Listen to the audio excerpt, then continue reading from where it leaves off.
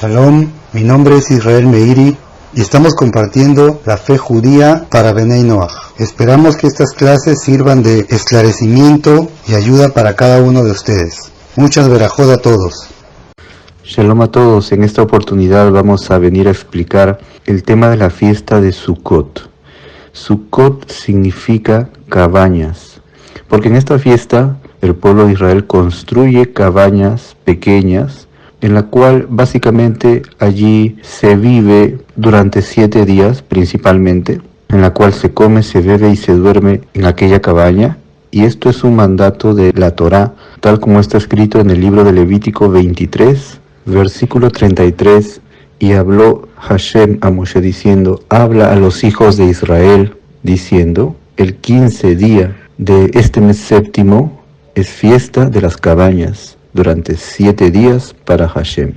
Y en el versículo 42 dice, en cabañas habitarán 7 días, todo nativo en Israel habitarán en cabañas, para que sepan vuestras generaciones que en cabañas hice morar a los hijos de Israel cuando los saqué de la tierra de Egipto. Yo soy Hashem vuestro Dios.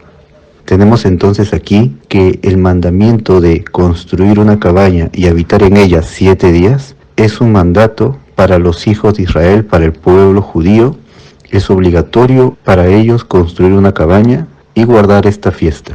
Esto significa que los Benei Noach no tienen el mandato de hacerlo, como hemos explicado en varias oportunidades.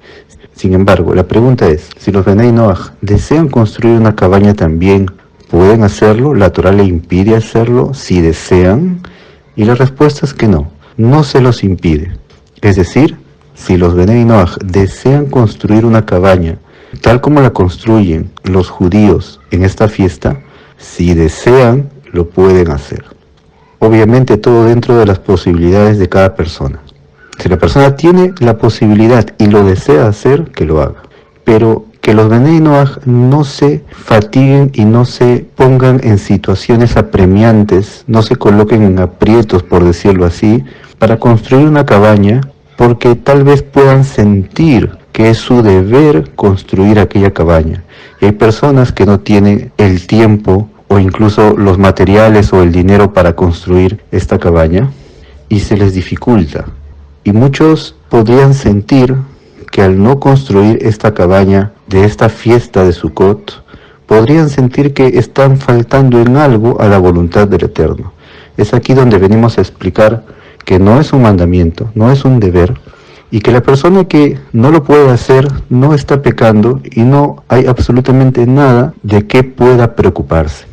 Sin embargo, la persona que tiene las posibilidades, que tiene el tiempo y que al construir su cabaña no va a perjudicarse a él mismo o a los demás, si quiere hacerlo, lo puede hacer.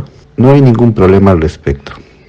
También, debido a que esta cabaña se construye fuera de la casa, la persona que no tiene un lugar particular como un patio, no tiene dónde construirlo, no puede ponerse en peligro construyéndolo en la calle, al lado de su casa, cuando sabe que puede existir el peligro de ladrones.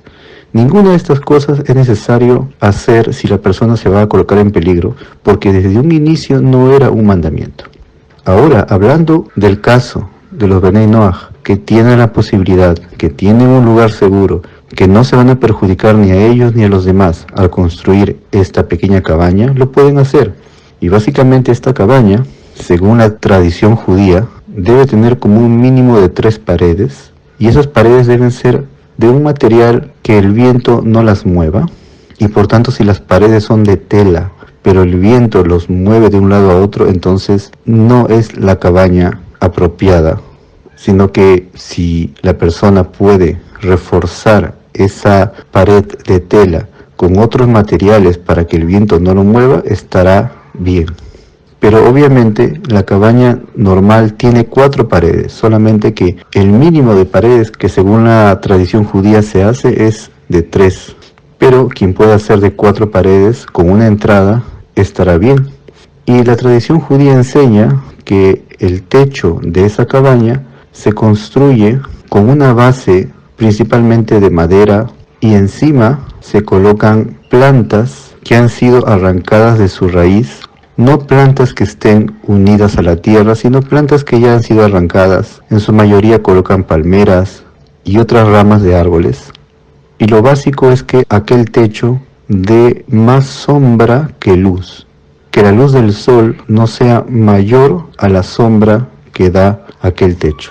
De esa manera, esa cabaña, esa suká, como se dice en hebreo, es apropiada para que sea considerada como tal, según la tradición judía. Dentro de ella, dentro de la suká, la persona puede adornar en las paredes o incluso en el techo y puede colocar todo tipo de adornos que embellezcan la suká. ¿Y qué se hace? Básicamente la tradición es que pueden ingresar allí a comer. Las comidas las comen allí, bendicen por los alimentos. Los Benei Noach también pueden bendecir por consumir sus propios alimentos.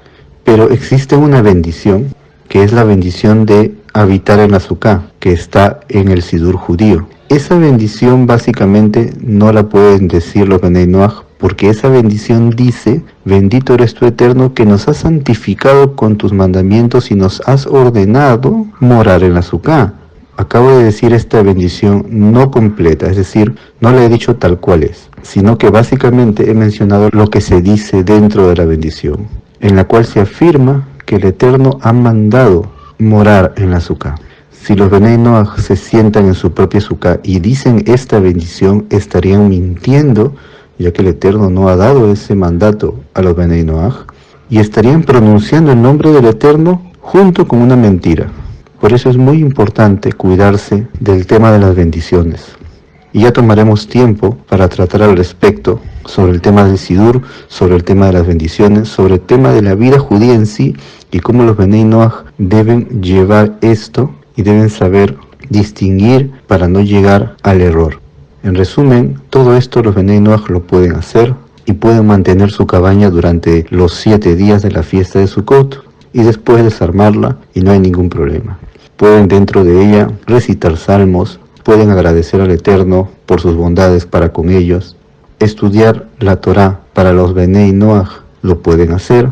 Todo esto está permitido hacer sabiendo que no es una obligación hacerlo, sino que la persona lo hace de forma voluntaria. Obviamente, si lo hace voluntariamente, con un deseo sincero de recordar también y participar de alguna manera de esta fiesta, entonces la persona debe tener cuidado que si invita a amistades dentro de aquella cabaña, debe cuidarse de no hablar cosas inapropiadas, hablar mal de otros, o todo tipo de bromas o asuntos que llegan a ser transgresión, cosas negativas que no se deben mencionar. Deben cuidarse de eso porque han construido toda una cosa más que es un mandato a hacer para el pueblo judío. Y es que durante la fiesta de Sukkot se toman 4 tipos de plantas especiales y el pueblo de Israel, tomando aquellos 4 elementos de la tierra, hacen unos movimientos especiales con aquellas plantas que básicamente es la palmera, el sauce, el mirto y un tipo de limón grande llamado etrog. Si alguno de los Benei Noach quiere conseguir también estas cosas, no hay ningún problema que lo haga, pero debe recordar que esto tampoco es mandamiento de hacerlo, sino que lo haría de forma voluntaria. Y no todos conocen cómo se hace esto, pero hay quienes sí conocen y desean hacerlo. Todo esto no está prohibido que los Benei Noach lo hagan. Sin embargo, no deben recitar la bendición.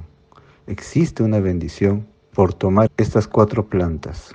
Y dicha bendición no debe ser recitada porque tiene la misma estructura que dice que nos has ordenado tomar la rama de la palmera, etc. Por tanto, quien sabe y conoce la bendición no debe decirla porque no es un mandato hacerlo. Estas ramas de palmera, de sauce, de mirto, tienden a ser largas y las personas las unen y las ondean. Generalmente esto se ha visto en algunos videos acerca del pueblo de Israel y muchos se preguntan qué es. Entonces, sin embargo, tal como dice la escritura también, esto es parte de esta fiesta, la fiesta de Sukkot, en la cual cada uno de los días de la fiesta ondean estas ramas con un propósito específico, por supuesto. Lo más importante aquí es que la persona que voluntariamente quisiera hacer todo esto que se hace en la fiesta de Sukkot, tal como lo hace el pueblo de Israel, que lo haga según las leyes que la Torá manda. Y la Torá ordena que todo aquello que no tenemos mandato de realizar, tampoco podemos recitar la bendición al realizarlo. De esa forma agradamos al Eterno, cuidándonos de no mencionar su nombre en vano en esta bendición. Porque hay un principio en toda la Torá, que la forma de agradar al Eterno debe ser según lo diga el Eterno en su Torá. Nosotros no podemos buscar honrar al Eterno según nuestra propia opinión, según lo que creemos o sentimos o pensamos por nosotros mismos. Según eso no podemos ir y buscar agradar al Creador. La única forma de agradarle, la única forma de honrarle, es hacer exactamente como Él lo pide en su Torá. Por tanto, si hay de los Benei Noach que desean también obtener estas plantas, pero por algún motivo no tienen posibilidades de obtenerlas, no tienen por qué afligirse. Y quien sí puede obtenerlas, debe recordar no recitar la bendición. De esa forma se honra al Eterno mucho más cuando se cumple su voluntad. Por tanto, resumiendo en esta primera parte, los Benei Noach pueden construir una cabaña y pueden obtener los 4 elementos, las 4 plantas, e incluso pueden ondearlas de la forma en que lo ondea el pueblo de Israel, pero no recitar la bendición. Y como ya explicamos, en cuanto al Sidur, deben cuidarse de no recitar las fórmulas y las composiciones escritas allí, que están en un orden específico, porque como ya hemos dicho, ese orden ya está destinado a un propósito específico que el pueblo de Israel tiene mandato de cumplir, y si los Benei Noach no conocen y no diferencian, pueden estar diciendo algo que no deben decir y no será bueno. Con la ayuda del Todopoderoso, haremos un estudio destinado a explicar todo esto del libro de oraciones llamado Sidur y de otros temas que tienen que ver con los mandatos judíos con respecto a los Benei Noach. Dentro de esta fiesta hay una cosa más muy interesante que se llama la extracción del agua.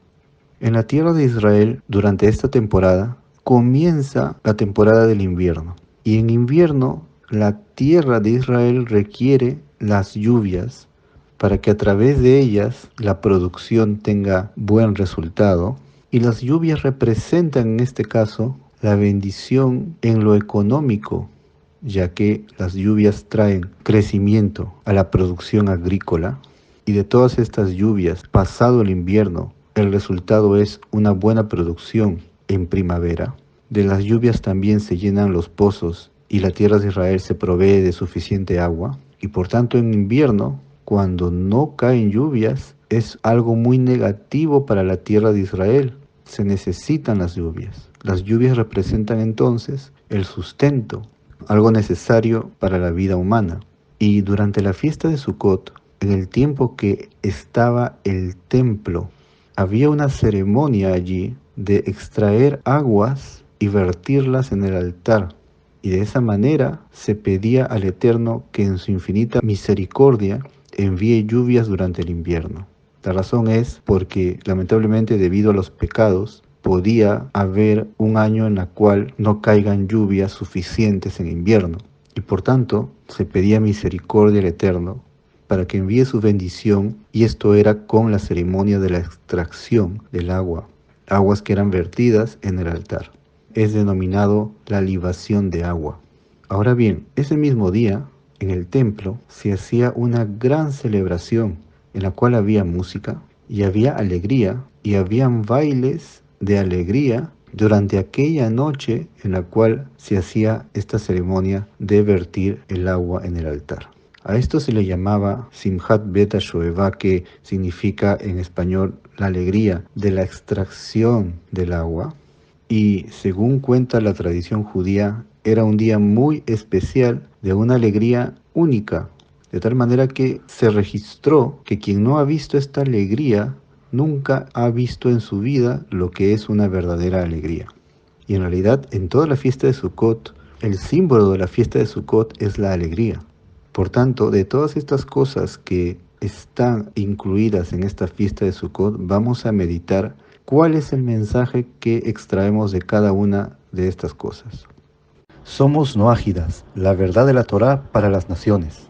Ingresando entonces a ver cuál es la enseñanza de todo esto, comencemos con la cabaña.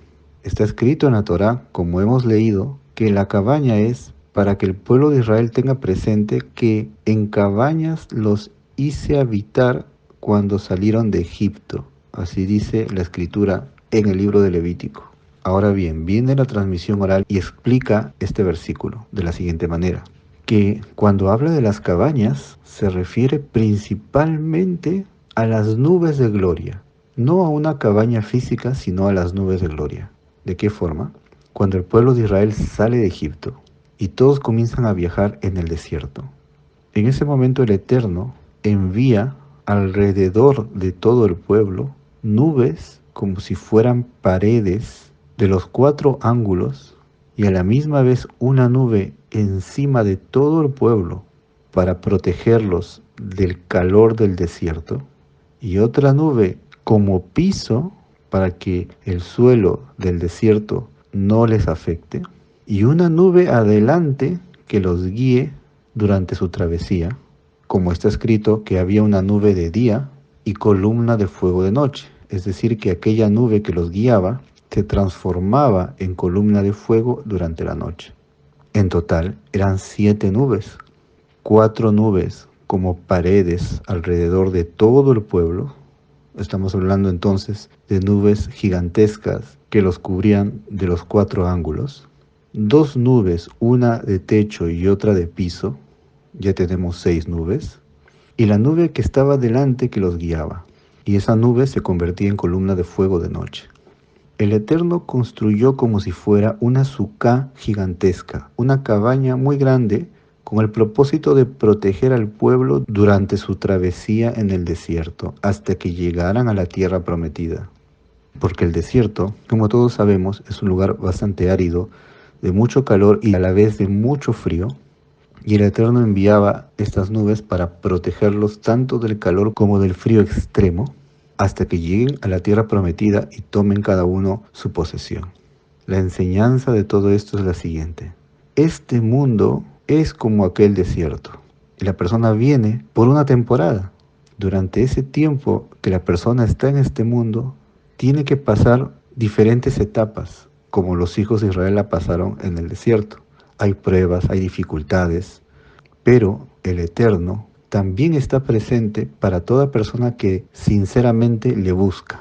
Por tanto, quien confía en Él sabe que a pesar que tiene que cruzar el desierto de esta vida, el Eterno en su bondad le ayuda y le envía su protección a quien lo busca y a quien confía en Él. Por tanto, esta cabaña gigantesca de nubes representa la protección del Eterno y la enseñanza para nosotros es que no importa todo lo que tengamos que pasar en esta vida, contamos con la protección divina si nosotros buscamos al Eterno, nos arrepentimos de nuestras faltas y confiamos en Él. Si buscamos nuestro refugio y nuestra ayuda interior solo en el Eterno, entonces Él en su bondad nos protegerá en toda la travesía que tenemos que pasar durante esta vida. También las cabañas nos enseñan y nos recuerdan que la vida que estamos viviendo es temporal. Muchas personas se olvidan que tenemos un tiempo fijo en este mundo y que luego tenemos que partir. La mayoría de personas no meditan en esto. Cuando el pueblo de Israel construye una cabaña durante 7 días, vive en esa cabaña, come y duerme en esa cabaña, y por 7 días no está en su casa. Y aquella cabaña no está hecha de piedras fuertes ni de un techo firme. Es una cabaña temporal y aparentemente representa poca seguridad vivir allí. Sin embargo, esto nos indica que este mundo es así. Este mundo es temporal y también se siente poca seguridad al estar aquí en este mundo porque hay muchos peligros. Eso es lo que representa una sucá, una cabaña. Es lo que nos hace recordar, este mundo es temporal. Y ya que es temporal, tenemos que dirigir todas nuestras fuerzas y nuestro objetivo en ser personas correctas que agraden al Eterno y que cumplan los mandamientos de su Torá y que busquen al Eterno y que se aferren a Él. Este tipo de personas debemos ser todos, tanto judíos como gentiles. Todos tenemos esta misión de ser personas que se apeguen al Creador y que siempre cumplan sus mandamientos, que estén del lado del Eterno. Y esto representa una lucha contra nuestro instinto, contra las tentaciones que hay en nuestro alrededor, pero debemos afrontar esta lucha y vivir así sabiendo que tenemos un tiempo en este mundo, un tiempo corto, es temporal.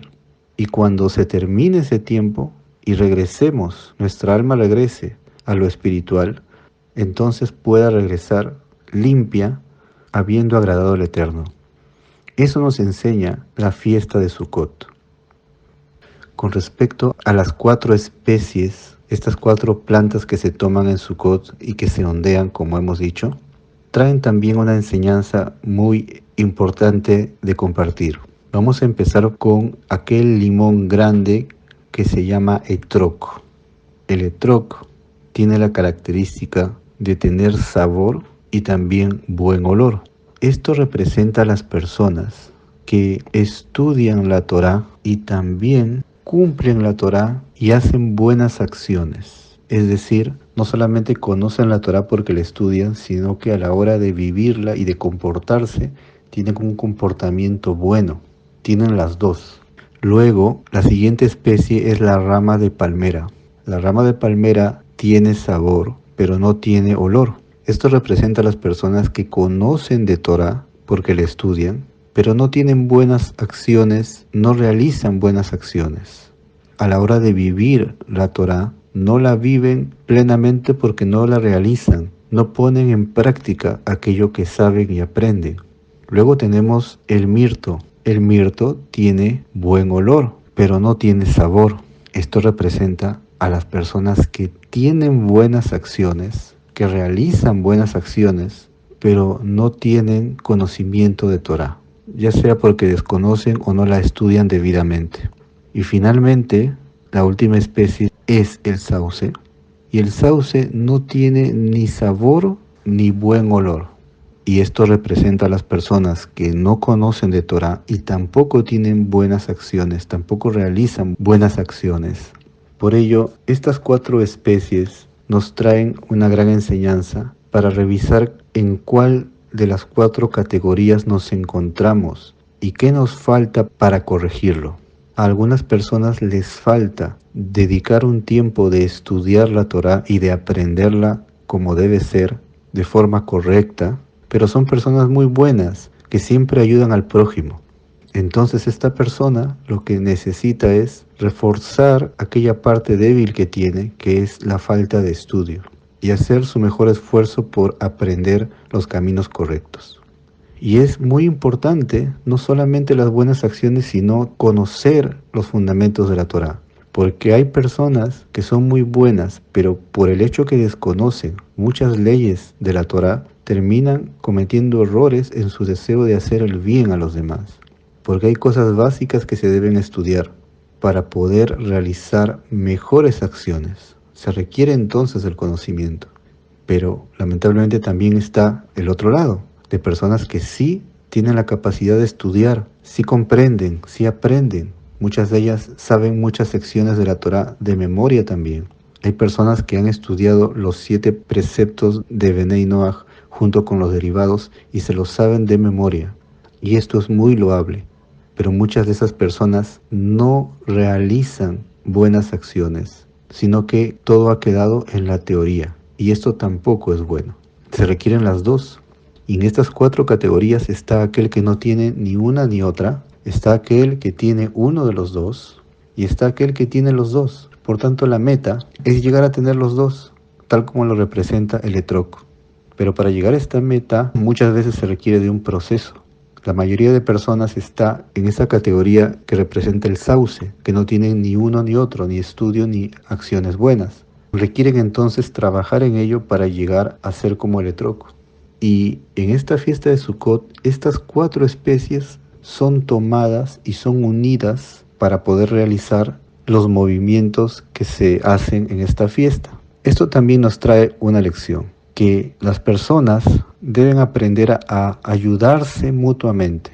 Lo que a uno le falta, el otro lo tiene, y cada uno puede ayudarse en aquello que le falta al otro, y esto solo será posible si aprendemos a estar unidos, si aprendemos a preocuparnos por el otro, si quitamos ese egoísmo que se ha difundido en todo el mundo, que enseña a pensar solamente en uno.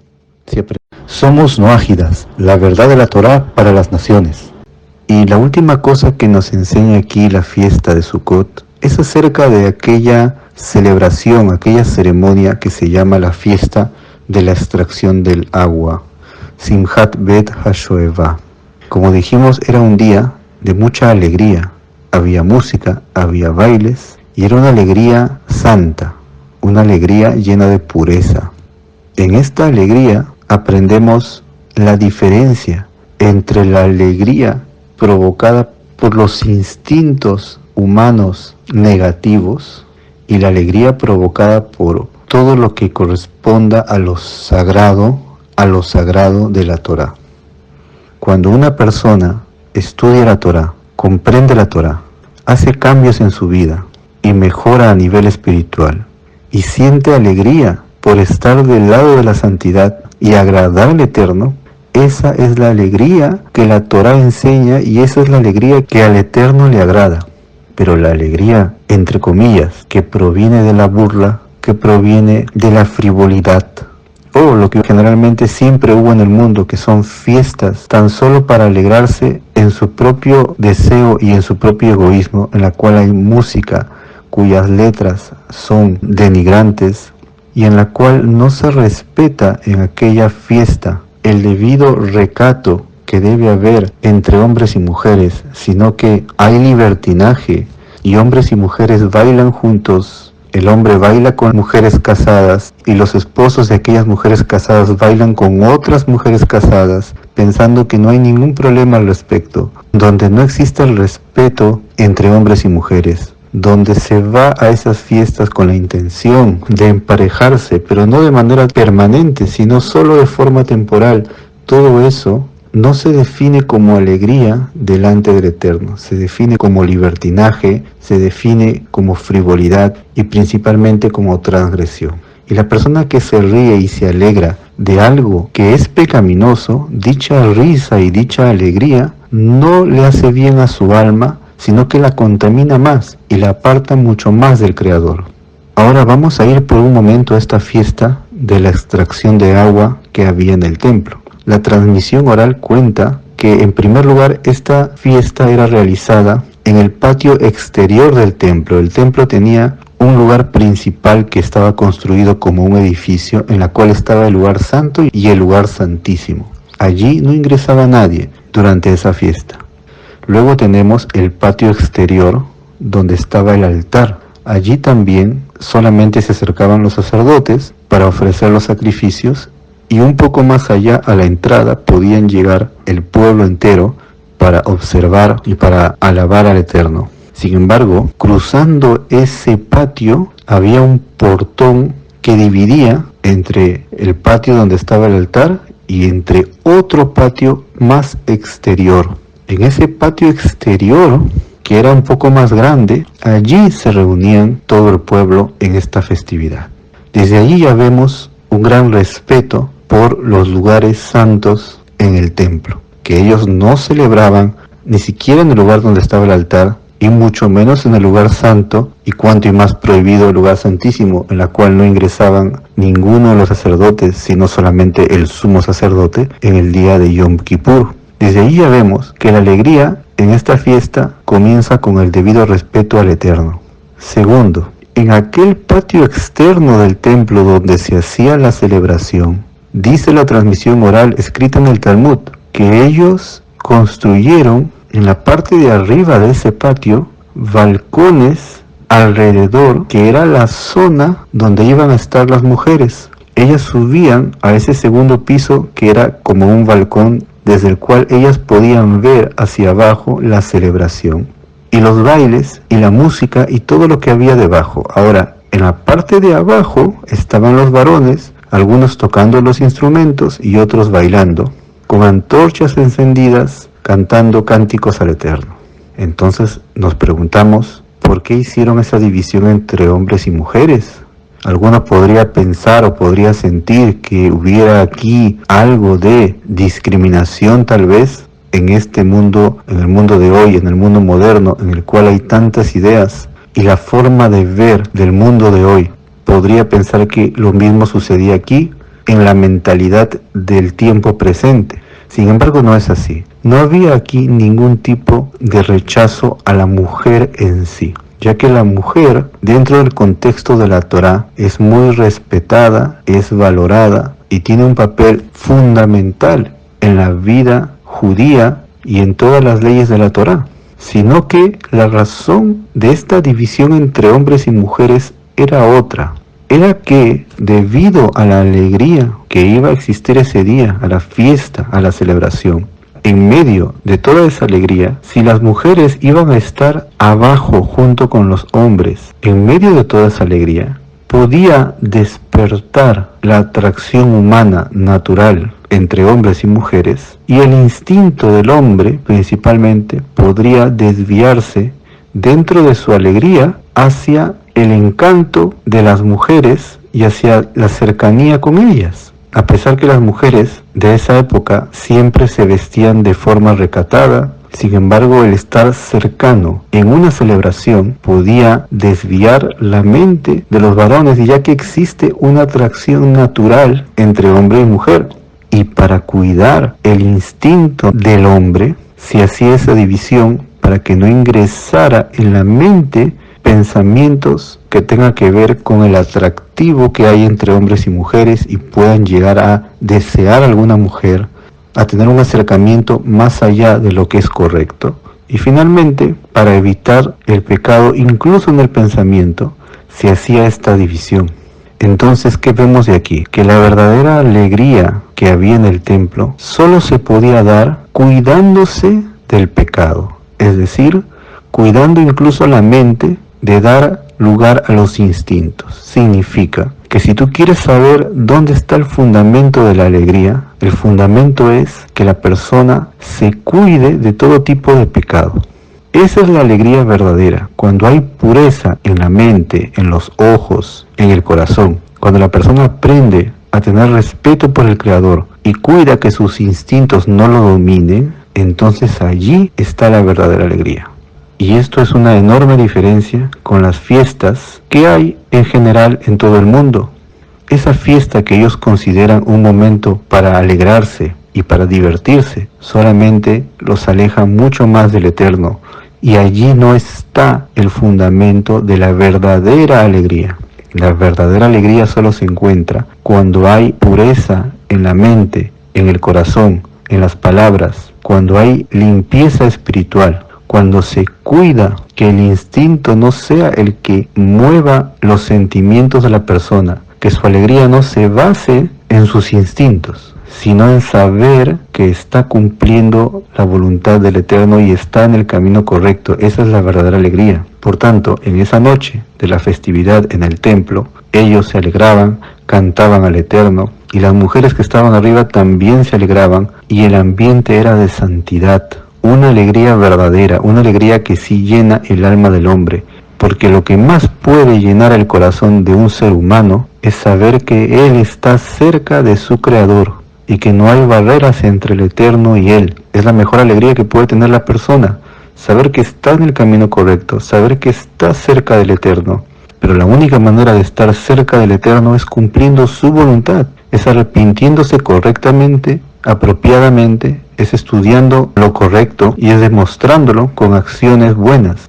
La pureza y el respeto que prácticamente ya no se ve en todo el mundo. Todo esto que compartimos con ustedes de cómo celebraban en el templo, hoy en día es rechazado por la mayoría del mundo y piensan que esto no es celebración y no es alegría, que estén hombres y mujeres separados y que no haya alcohol ni borracheras, ya que también en estas fiestas hay bastante alcohol y en ellos se refugian para tener alegría. Todo esto no es necesario para que la persona tenga una alegría original y auténtica, que es estar cerca del Eterno.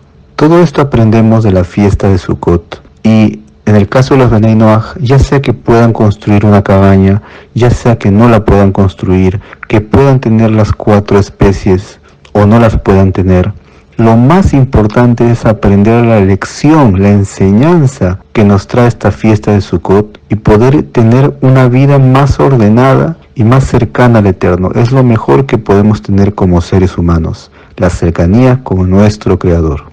Muchas verajot a todos. Shalom.